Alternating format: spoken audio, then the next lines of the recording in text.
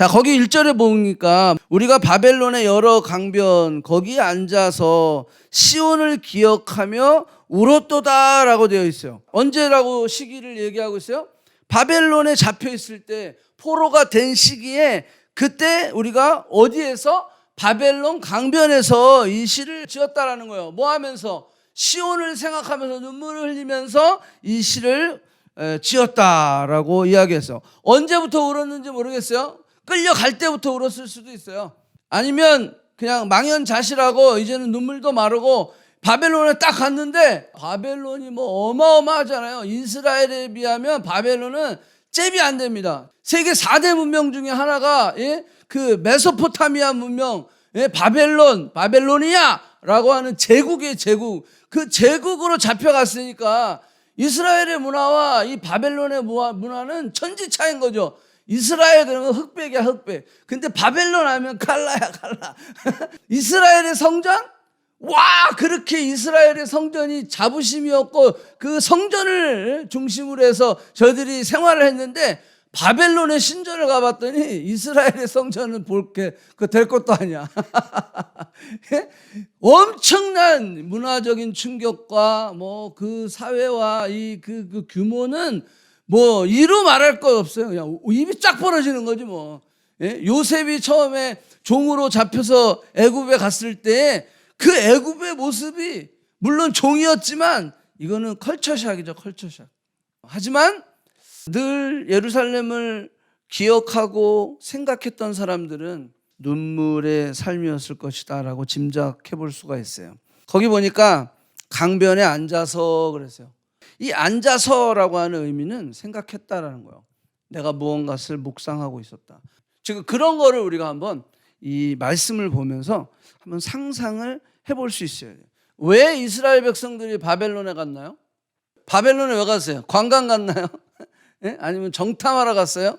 아니면 이민하러 갔는가요? 포로로 잡혀간 거예요. 포로로 잡혀갔어요. 왜 포로가 됐죠? 나라가 망했어요. 나라가 망했어. 바벨론에 의해서 지금 콜로나이저가 돼가지고 포로로 잡혀갔단 말이에요. 왜 망했어요? 정치를 잘못해서? 군사력이 부족해서? 경제적으로 낙후해서? 그래서 망한 게 아니에요. 망한 이유는 우리가 지금 열왕기 상하를 다 읽었잖아요. 왜 망했는지를 알 수 있어요. 저들이 망한 이유는 하나님을 떠났기 때문이라는 거예요. 망한 이유가 저놈 때문이야, 환경 때문이야, 부모 때문이야, 누구 탓이 아니라 하나님을 떠났기 때문에 망했다라고 하는 거예요. 자, 우리 한번 성경을 좀 찾아보겠습니다. 자, 열왕기하 23장을 빨리 찾아보세요. 자, 이는 므낫세가 여호와를 경노하게 한 그 모든 경노 때문이라 그랬어요. 그러면서 27절, 여호와께서 이르시되 내가 이스라엘을 물리친 것 같이, 이스라엘은 북쪽 이스라엘이에요. 그 다음에 남쪽 유다도 내 앞에서 물리치며 내가 택한 이 성 예루살렘과 내 이름을 거기에 두리라 한 이 성전을 버리리라 하셨더라. 자, 앞에 조금 더 가서 21장으로 갑시다. 자, 21장 2절. 므낫세가 여호와 보시기에 악을 행하며 여호와께서 이스라엘 자손 앞에서 쫓아내신 이방 사람의 가증한 일을 따라서 아버지 히스기야가 헐어버린 산당을 다시 세워버렸어요. 그 다음에 아합의 행위를 따라 바알을 위하여 제단을 쌓았고 아세라 목상을 만들었어요. 하늘의 1월 성신을 경배하며 섬겼어요. 여호와께서 전에 이르시기를 내가 내 이름을 예루살렘에 두겠다 하신 그 성전에 이방의 제단을, 이방신의 제단을 쌓았어요. 5절 보세요. 성전 두 마당에는 하늘의 1월 성신을 위해 제단을 쌓아버렸어요. 심지어는 6절, 자기의 아들들을 불 가운데 지나게 했어요. 아들을 바쳤어요, 그 신에게. 점치며 사수를 행하며 신접한 자와 박수를 신임하며 여호와의 보시기에 악을 많이 행하며 진노를 일으켰다라는 거예요. 7절 보세요. 자기가 만든 아세라 목상을 성전에 세웠다라고 하는 거예요. 결국 9절, 이 백성이 듣지 아니하고 여호와의 율법을, 말씀을 행하지 아니하고 듣지 아니하고 므낫세의 꾀을 받아 악을 행한 것이 여호와께서 이스라엘 자손 앞에서 멸하신 여러 민족보다 더 심했다라고 하는 거예요. 하나님이 선지자를 보내고 돌아와라 해도 저들은 떠났다라는 거예요. 하나님을 더 떠나고 더 악한 길에 들어섰다라고 이야기하고 있어요. 다니엘은 언제냐면 포로 시대예요. 근데 다니엘도 9장에서 이런 이야기를 하고 있어요. 다니엘서 9장 5절에 보면 우리는 이미 범죄하여 패역하며 행악하며 반역하여 주의 법도와 규례를 떠나싸우며 라고 다니엘은 이야기하고 있어요. 주의 종 선지자를 우리에게 보냈는데 말씀하신 것을 듣지 아니하였나이다. 다 하나님이 그래서 흩으셨다는 거예요. 흩으셔서 우리에게 수치를 당하게 하시며 그 이유는 우리가 주께 범죄하였기 때문이다. 정치적 문제도 아니에요. 경제적 문제도 아니에요. 그래서 누구를 잘못 만나서 그런 게 아니에요. 하나님을 떠났기 때문에 이스라엘은 나라가 망하고 포로가 돼서 바벨론으로 잡혀가게 된 것이다. 자, 그러면 생각해 봅시다. 그러면 하나님이 이스라엘을 버렸나요? 왜 하나님이 이스라엘을 멸망하게 했는지 이유는 알았어. 하나님을 떠났기 때문이야. 우리가 고난받고 힘든 이유를 알았어. 그것은 내가 하나님 중심했다가 내 중심으로, 아니면 하나님이 우선순위였다가 그 하나님이 우선순위에서 밀려나서 다른 것들이 우선순위가 됐기 때문에 내 삶에 어려움이 있고 고난이 있을 수 있어요. 물론 제가 늘 얘기했어요. 죄 때문에, 죄로 인해서 온 커스도 있지만 하나님이 나를 테스트하기 위한 커스도 있는 거예요. 두 가지가 항상 같이 공존해요. 어쨌거나 바벨론으로 간 이유는 하나님을 떠났기 때문에 순종하지 아니하고 우상 숭배하고 하나님의 말씀과 규례를 행하지 아니하였기 때문에 이스라엘 백성들은 망하고 남쪽 유다 북쪽 이스라엘 다 망하고 바벨론의 포로가 되었다. 자, 그러면 하나님이 이스라엘을 버렸냐라고 하는 거예요. 야, 니들 이제 땡이야. 내가 너희들 버렸어. 완전히 나는 너희를 잊어버릴 거야. 그래서 그냥 버렸냐라고 하는 질문을 던졌을 때 하나님은 선택한 백성을 버리지 않는다라는 거예요. 아멘? 자, 우리 예레미야 한번 이거는 찾아봐야 돼요. 자, 예레미야 29장 10절 봅니다. 10절. 여호와께서 이같이 말씀하시니라.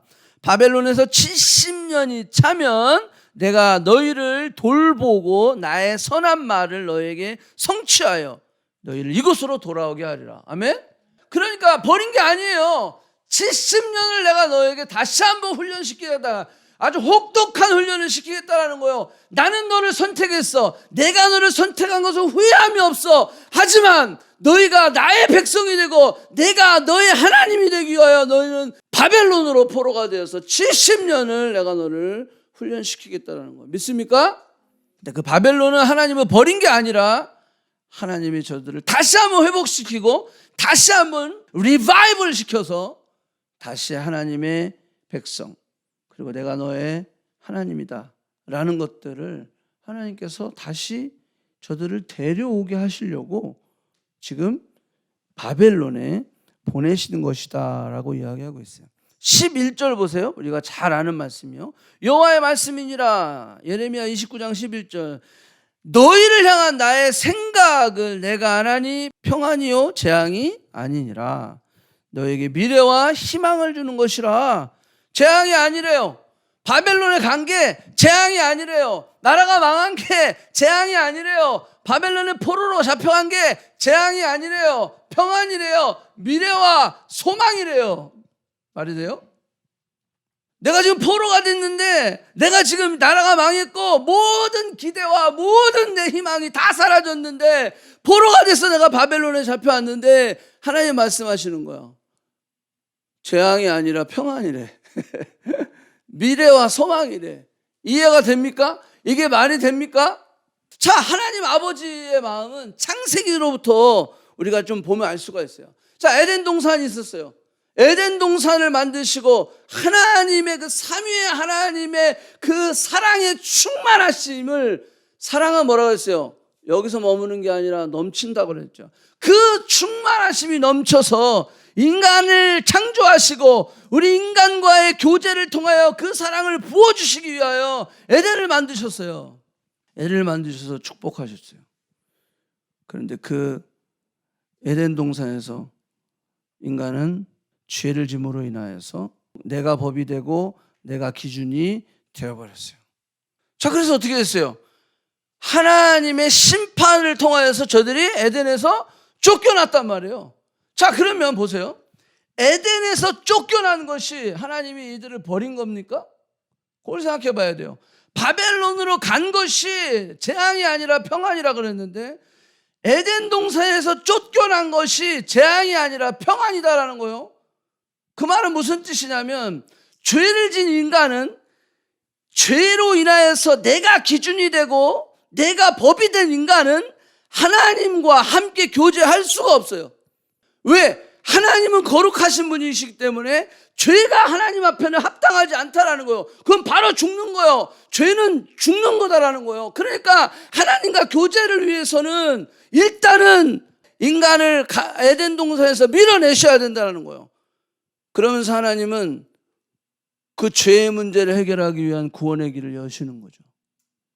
하나님이 이스라엘을 바벨론으로 보내신 이유는 다시 저들을 회복하셔서 다시 하나님의 킹덤으로 부르시는, 에덴의 아담과 하와를 쫓겨내신 하나님의 의도하심은 저들을 버리심이 아니라 죄가 저들 안에 하나님의 영광이 이르지 못하게 했기 때문에 결국은 죄는 하나님 앞에 합당하지 않아서 결국 쫓겨나야 하지만 그 쫓겨난 그 인간, 그 아담과 하와를 하나님은 이제 구원의 역사를 통하여, 왜? 죄의 문제는 죄인이 해결할 수가 없어. 그렇기 때문에 죄의 문제는 죄가 없으신 예수 그리스도를 보내셔서 그 문제를 해결하시고 다시 에덴으로 우리를 초대하시기 위하여 하나님은 그 심판을 내리실 수밖에 없었다라고 하는 거예요.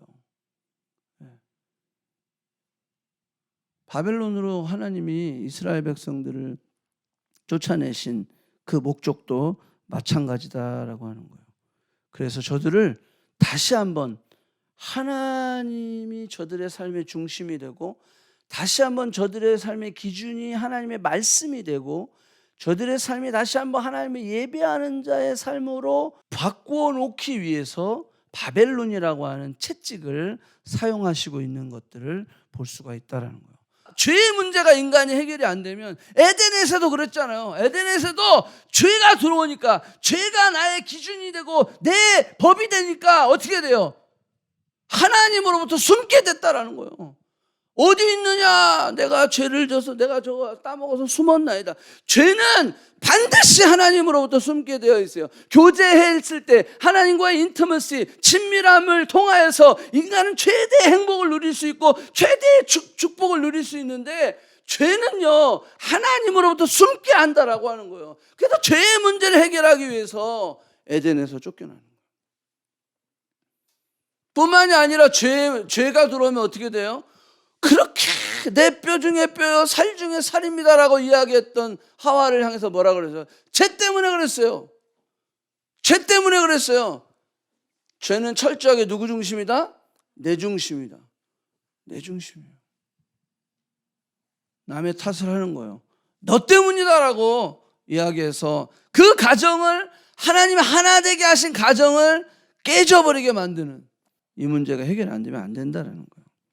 자, 우리는 죄의 문제를 해결하지 않고는 하나님의 형상을 회복할 수 없고 에덴으로 돌아갈 수 없는 것입니다. 죄의 문제가 해결되고 잃어버린 하나님의 형상을 회복할 때 하나님과의 관계가 회복되고 교제가 이루어지는 거다라고 하는 거예요. 그럴 때 우리는 이 땅에 있지만 하나님의 나라를 경험할 수 있고 에덴의 축복을 누릴 수 있다라고 하는 거예요. 그래서 바벨론을 우리에게 주신 목적은 너희들이 깨닫고 회개하고 돌아오도록 만들기 위함이다라고 하는 거예요. 바벨론은 우리에게 무엇이 진짜인지 무엇이 가짜인지를 가르쳐주는 거예요. 바벨론은 우리에게 무엇이 본질이고 무엇이 비본질인지를 가르쳐주는 거다라는 거예요. 바벨론은 우리에게 어떤 게 참 진리이고 어떤 게 거짓인지를 가르쳐주는 것이다라는 거예요. 진짜 하나님이 누구인지 가짜 하나님이 누구인지를 깨닫는 시간이 바로 바벨론의 시간이다라는 거예요. 내가 누구를 예배해야 될지, 내가 누구를 찬양해야 될지, 무엇을 따라 살아야 할지, 나의 정체성이 무엇인지를 깨닫는 시간이 바로 바벨론의 시기다라고 하는 거예요. 나의 사명을 발견하고 나에게 주어진 비전을 볼 수 있는 시간이 바벨론의 시기입니다. 그렇기 때문에 하나님은 예레미야를 통해 바벨론은 재앙이 아니라 평안이고 미래와 희망이라고 말씀하고 있는 겁니다. 자, 우리가 바벨론의 여러 강변 거기에 앉아서 시온을 기억하며 울었도다. 여기 보면 여러 강변이라고 되어 있어요. 여러 강변.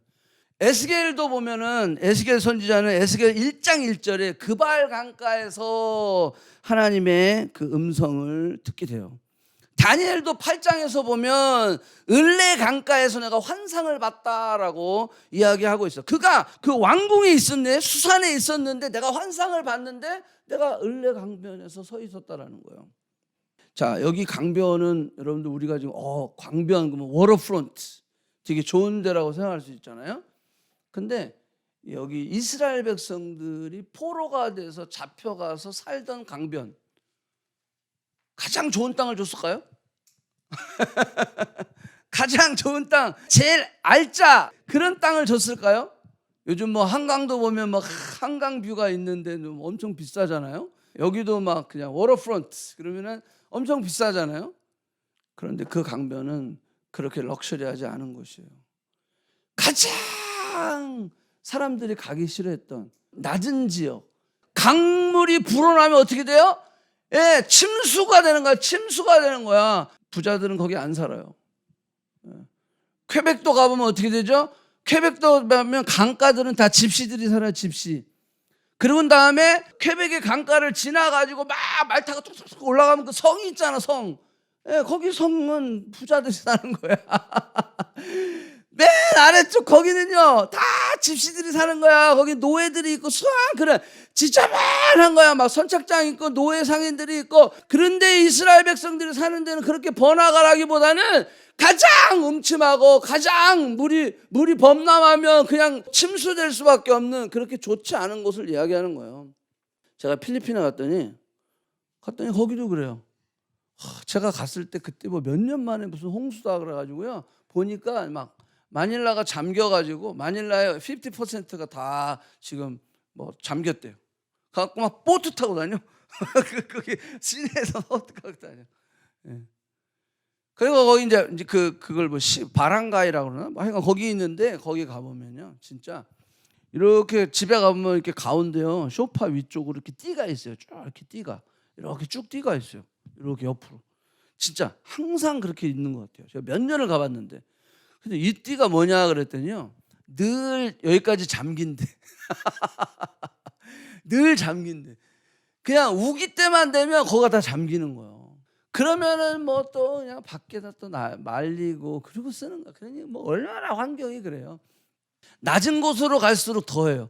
강가로 더 내려갈수록 거기 보면요, 거기는 또 물이 그렇게 깨끗한 물은 아니야. 그래가지고 물이 이게 막 범람해가지고 막 이렇게 막 뭐 오버플로 되면은요 하수구 밑에서 물이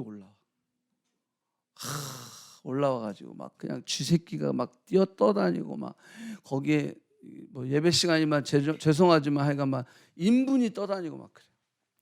그러니 얼마나 참 비참해요. 쉽지 않죠. 자, 여기도 보면 그런 환경 속에서 이스라엘 백성들은 포로 생활을 하고 있었다라는 거예요. 그러면서 시온을 기억하며 울었다. 여러분들, 우리가 그런 어려운 환경 속에 있다 보면 두 가지 결과가 나오죠. 그냥 악에 맞춰서 인생을 저주하고 막 누구를 탓하고 막 그러면서 결국 세상에 빠져들어가는 사람이 있는가 하면, 그렇게 어려운 환경 속에 본문의 말씀처럼 시온은 뭘 가리켜요? 성전을 가리키죠. 그 성전을 향해 고개를 드는 사람들이 있어요. 그 성전을 생각하면서 눈물을 흘리게 되는 거예요.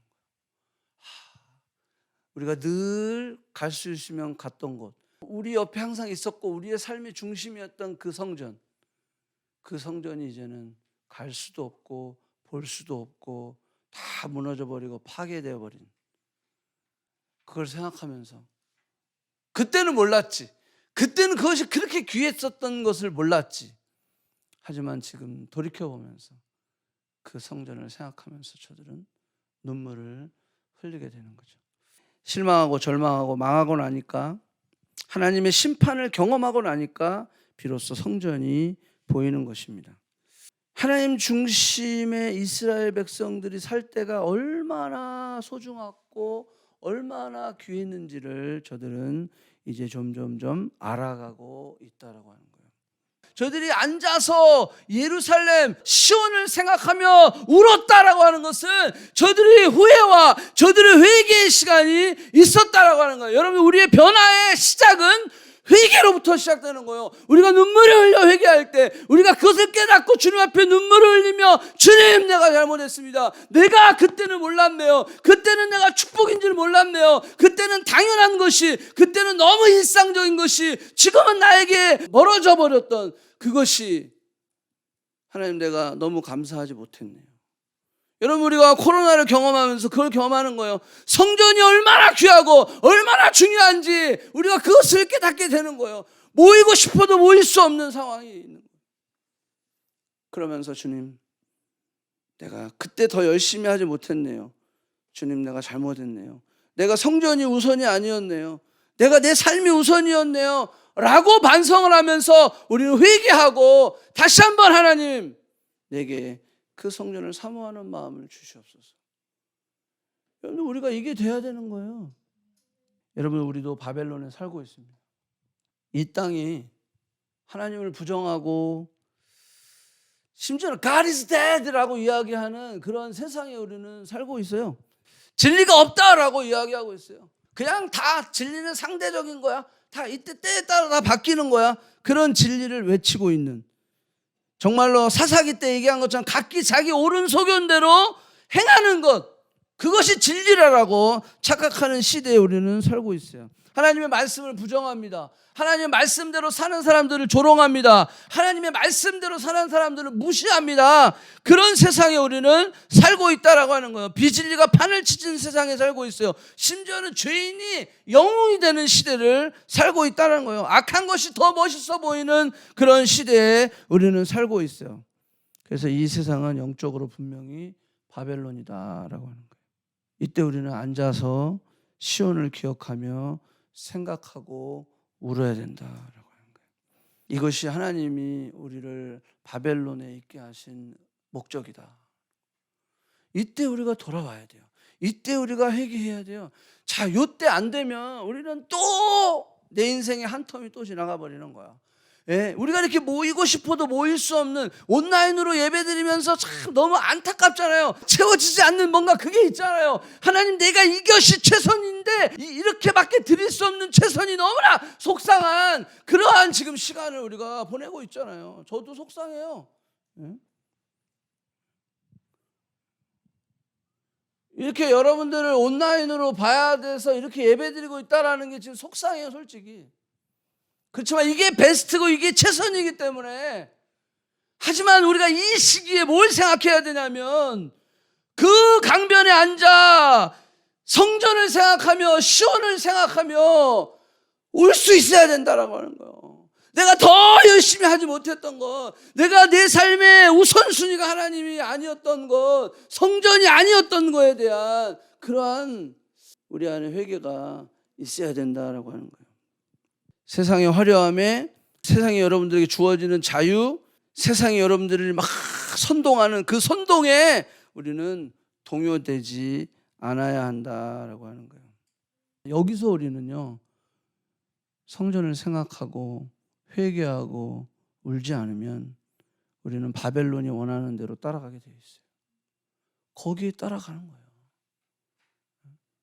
우리는 이렇게 위험한 시대에 지금 살고 있다라고 하는 거예요. 이런 슬픔의 시간이 우리에게는 필요합니다. 이러한 어떤 바벨론의 시기가 우리에게는 필요해요. 제가 좋아하는 윤동주 시인이라고 있어요. 크리스찬이에요. 장로교 교인인데, 근데 윤동주의 시 중에 팔복이라는 게 있어요. 그 팔복의 시를 보면 아주 간단해요. 제가 그냥 읽어드릴게요. 슬퍼하는 자는 복이 있나니 이렇게 돼 있어요. 슬퍼하는 자는 복이 있나니, 그리고 슬퍼하는 자는 복이 있나니, 슬퍼하는 자는 복이 있나니. 이게 8줄이야. 팔복이니까. 계속 슬퍼하는 자는 복이 있나니, 슬퍼하는 자. 그리고 맨 마지막에 이 8절을 쓰고 나서 한 칸 띄고 그는 뭐라고 마무리를 하냐면, 저희가 영원히 슬플 것이요.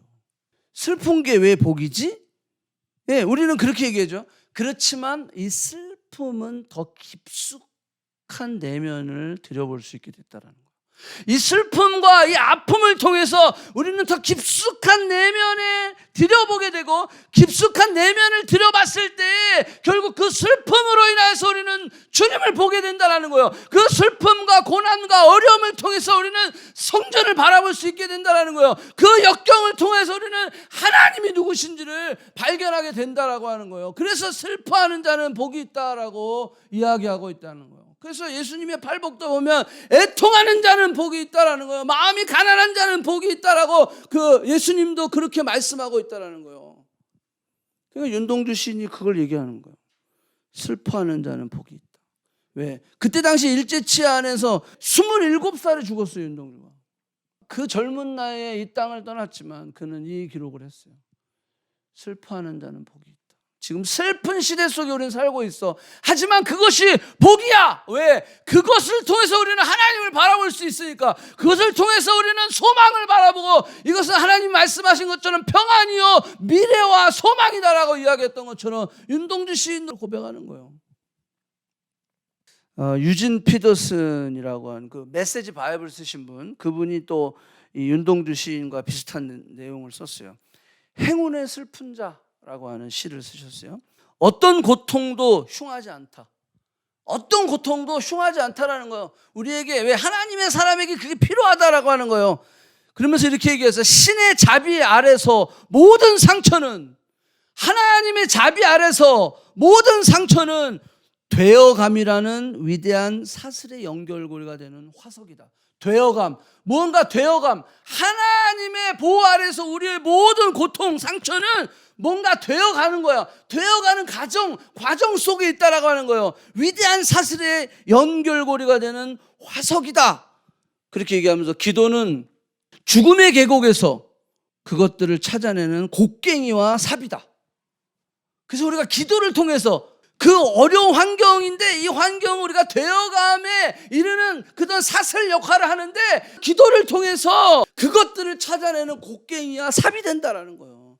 우리가 기도하지 않으면 우리는요, 하나님이 의도하시는 바벨론의 삶을 살 수 없어요. 하나님이 왜 우리에게 고난을 주시고, 하나님이 왜 우리에게 이 땅에서 살게 하셨느냐, 그 의도하심을 발견할 수 없다라고 하는 거예요.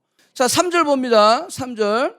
자, 3절부터 6절은 한 내용인데, 자, 이 내용은 무슨 내용이냐 하면, 자, 회개 다음으로 오는 행동이 있다라는 거예요. 내가 회개했어요. 이제 슬퍼 울었어요. 그리고 나서 이제 어떤 행동이 오냐 하면 예배가 회복되는 거예요. 바벨론의 사람들은, 야!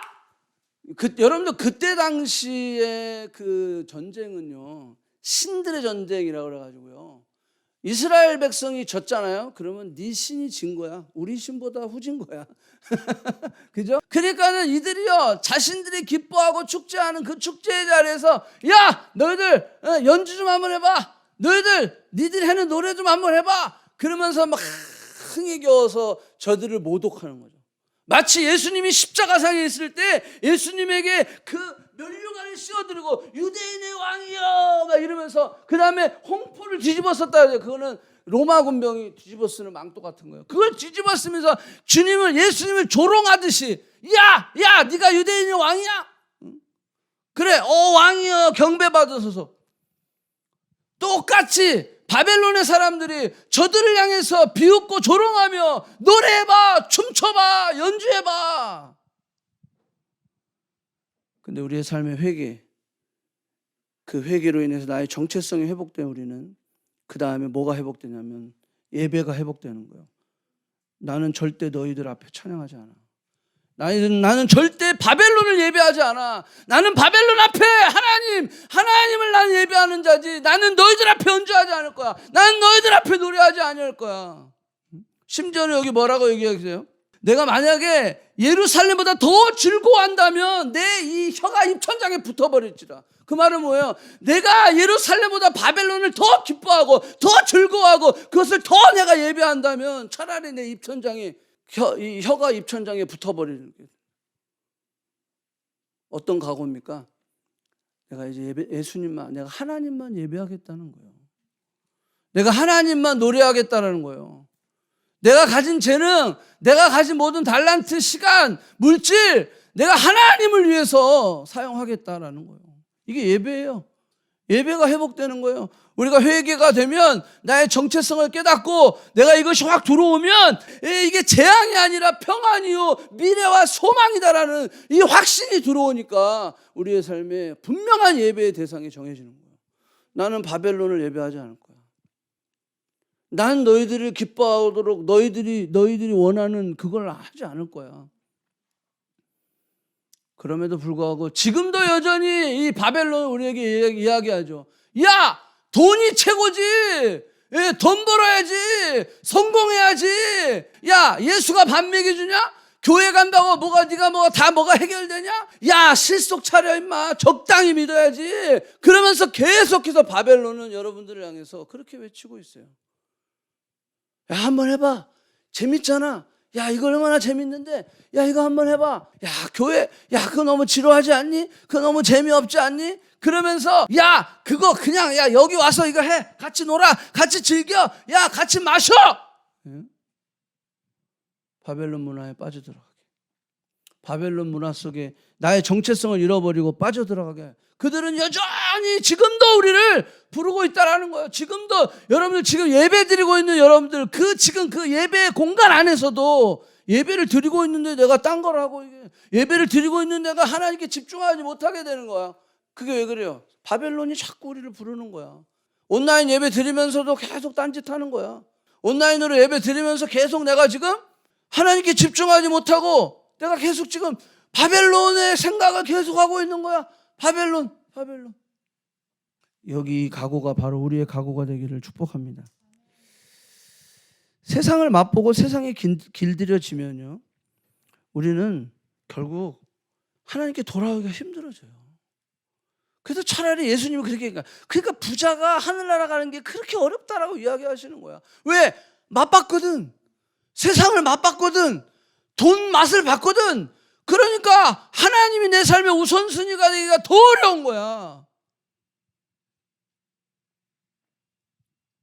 그래서 여러분들 돈을 벌고 성공하려면요, 내가 더 철저하게 하나님 앞에 무릎 꿇어야 돼요. 내가 더 철저하게 하나님 중심, 하나님이 내 삶의 기준이 되고 내 삶의 법이 될 수 있도록 철저하게 깨어있지 않으면 여러분들은 돈 때문에 반드시 하나님이 여러분들의 삶의 우선순위에서 밀려나기 시작합니다.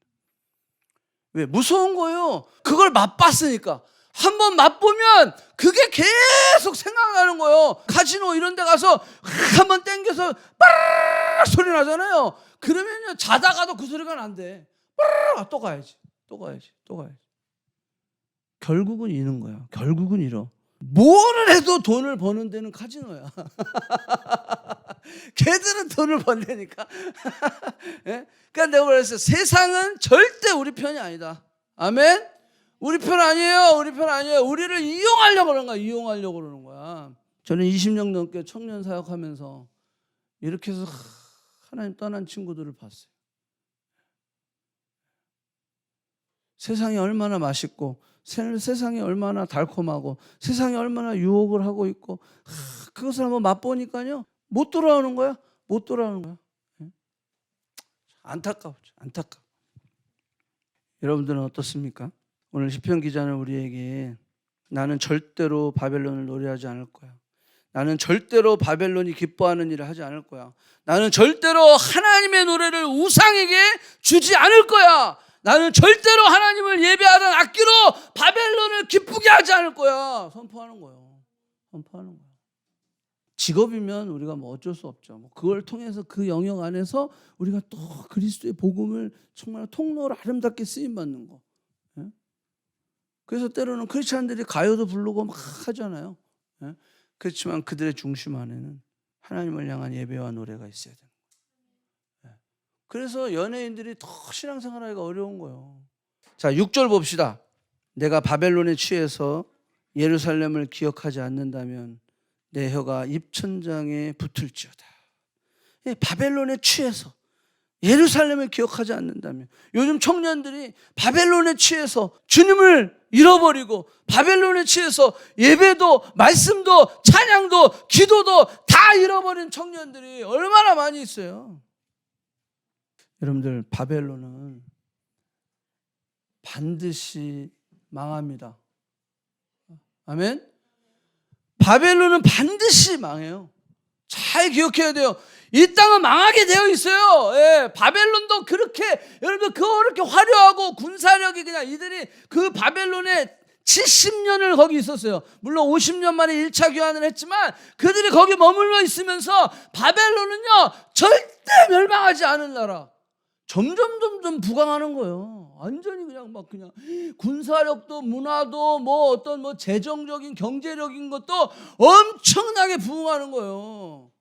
바벨론이 어떻게 멸망하려고 생각을 했겠어요? 근데 바벨론 망했어요. 우리가 잘 알던 다니엘서에 보면 고레스 왕 원년에 포로가 1차 귀환을 하잖아요. 그게 언제예요? 이제 바벨론이 멸망하고 메대와 파사가 일어나는 거예요. 메대와 파사가 일어나서 결국 바벨론을 멸망하게 되는 거예요. 그리고 메대와 파사도 나중에 로마에서 멸망되고, 멸망할 것 같지 않은 바벨론도 멸망하는 거예요.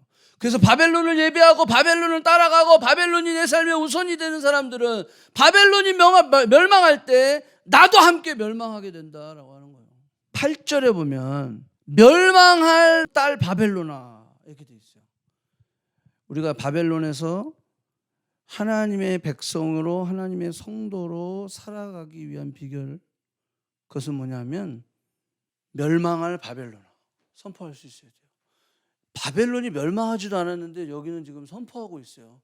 멸망할 바벨론아! 그러면서 선포해야 돼. 여러분, 우리가 우리의 삶 가운데 세상이 우리를 유혹하고 세상이 우리를 어떻게 하든지 세상을 예배하는 자로, 세상을 따라가는 자로, 세상을 섬기는 자로, 그것이 내 삶의 우선이 되도록 우리를 유혹할 때 우리는 멸망할 세상아라고 선포할 수 있어야 돼요. 그래야 우리는 이길 수 있다는 거예요. 그래야 우리는 이 바벨론에서 하나님의 의도하시는 대로 하나님의 자녀의 정체성을 가지고 살아갈 수 있다라고 하는 거예요. 아멘. 자, 예레미야 29절 4절. 만군의 여호와 이스라엘의 하나님께서 예루살렘에서 바벨론으로 사로잡혀가게 한 모든 포로에게 이같이 말씀하시느니라. 뭐라고 얘기했어요? 너희가 집을 짓고 거기에 살며 텃밭을 만들고 그 열매를 먹으라. 아내를 맞이하고 자녀를 낳고 거기서 번성하고 줄어들지 아니하게 하라. 분명히 내가 돌아가야 할 곳은 예루살렘이야. 그죠? 우리가 이 땅에서 나그네로 온 거예요. 우리가 이 땅에 출장 나온 거예요. 그런데 하나님 뭐라고 말씀하셨어요? 풍성하게 하라는 거예요. 왜 그럴까요? 하나님의 킹덤을 위해서 이 땅에서 우리가 살되 너의 자녀의 자녀를 낳고 살면서 망할 바벨론이지만 그럼에도 불구하고 이 땅에서 우리는 하루에게 주어진 하나님의 그 삶을 성실하게 최선을 다해서 누구를 예배하며? 하나님을 예배하며 살 때 하나님의 사람들이 많아지는 거죠. 하나님의 사람들이 많아지는 거예요. 하나님은 복음이 흘러가기 원하는 거죠. 하나님의 사람들이 많아지길 원하시는 거예요. 누굴 통해서? 나를 통해서, 우리를 통해서. 아멘? 그래서 우리가 이 땅에서 살면서 그 생각을 해야 돼요. 난 그럼 어차피 바벨론, 이 땅은 저주받을 땅이고 망할 땅이니까 나는 하나님의 나라. 오케이, 그러면 이 땅에서 어떻게 살아? 그죠? 여기 보니까 성실하게 열심히 최선을 다해 살라는 거예요. 누구의 자녀로? 하나님의 자녀로. 성도로서 우리가 이 땅에서 살아갈 때 최선을 다해서 성실하게 잘 살아야 돼요. 집도 져야 돼요. 취직도 해야 돼요.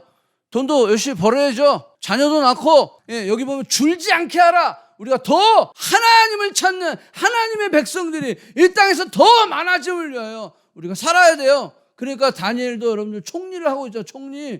사드락 메사 아베드고도 보면은 한 성읍들의 장이 됐다라고 이야기하고 있어요. 거기 마찬가지 에스더도 마찬가지. 에스더 왕비도 왕비가 됐잖아. 왕비. 아세로 왕의 왕비가 될 정도로 여러분들에게 전문성을 가지고 내가 하나님의 자녀로 하나님 중심으로 내가 그 영역 가운데서 최선을 다해서 살 때 누구가 영광 받으시는 거예요? 하나님이 영광 받으신다라고 하는 거예요.